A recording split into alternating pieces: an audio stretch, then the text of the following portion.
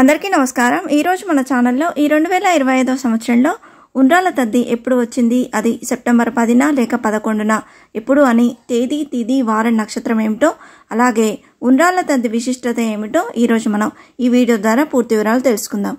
ఎక్కడా స్కిప్ చేయకుండా పూర్తి వీడియో చూస్తారని ఆశిస్తున్నాను। అంతకంటే ముందుగా ఇంతవరకు నా ఛానల్ సబ్స్క్రైబ్ చేసుకున్న వాళ్ళు ఉంటే సబ్స్క్రైబ్ బటన్ని ప్రెస్ చేసి పక్కనే ఉన్న బెల్ ఐకాన్ని ప్రెస్ చేసి ఆల్ అనే ఆప్షన్ ప్రెస్ చేశారంటే నేను పెట్టే ప్రతి వీడియో మీ నోటిఫికేషన్ ద్వారా మొదటగా చూసేయవచ్చు। ముందుగా వీడియోలోకి వెళ్ళిపోదాం। మన హిందూ సంప్రదాయంలో నోములకి, పూజలకి పెద్ద పీటనే వేస్తాం। స్త్రీలు సుమంగలిగా ఉండేందుకు అనేక నోములు ఉన్నాయి।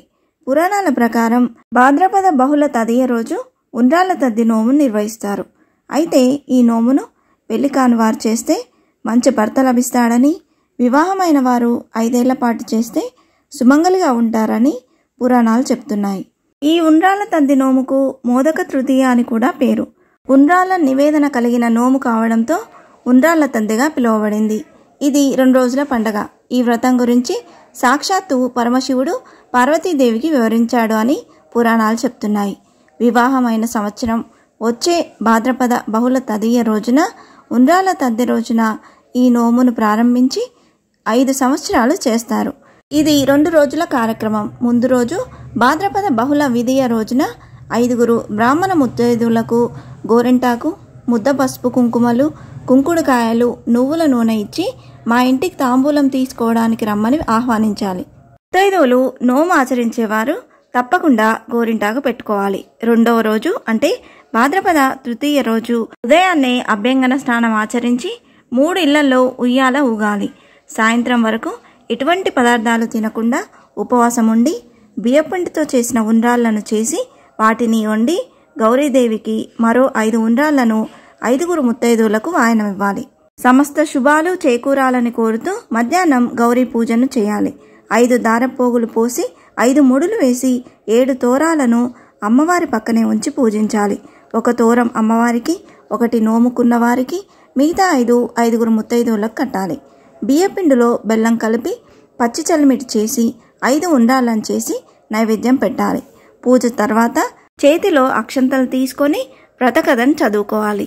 తర్వాత వచ్చిన ముత్తైదువులకు వాయనం ఇచ్చి తర్వాత ఉపవాసాన్ని విరమించాలి। ఈ నోము పుట్టింటి తరపు కానీ అత్తింటి వారి తరపు కానీ పట్టుకోవచ్చు। ఈ రోజున వాయన స్వీకారం సాక్షాత్తు పార్వతీమాత చేతుల మీదుగా జరుగుతుందని భక్తుల విశ్వాసం। ఇంతటి విశిష్టత కలిగిన ఈ ఉండ్రాళ్ల తద్ది ఈ 2025 సంవత్సరంలో ఎప్పుడొచ్చిందో ఇప్పుడు తెలుసుకుందాం। స్వస్తి శ్రీ చాంద్రమానేన శ్రీ విశ్వావసునామ సంవత్సరం, వర్ష ఋతువు, భాద్రపద మాసం, తదియ తిథి సెప్టెంబర్ 9 మంగళవారం రాత్రి 8:55 ప్రారంభమై సెప్టెంబర్ 10 బుధవారం రాత్రి 6:50 వరకు ఉందండి। హిందూ పంచాంగం ప్రకారం సూర్యోదయానికి ఏ తిథి అయితే ఉంటుందో ఆ రోజు ఆ తిథిగా పరిగణిస్తాం కాబట్టి ఈ 2025 సంవత్సరంలో భాద్రపద బహుళ తదియ తిథి అనేది సెప్టెంబర్ 10 బుధవారం రోజు వచ్చింది।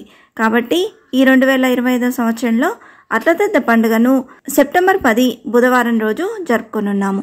అలాగే ఈ రోజు నక్షత్రం రేవతి నక్షత్రం రాత్రి 8:07 వరకు ఉందండి।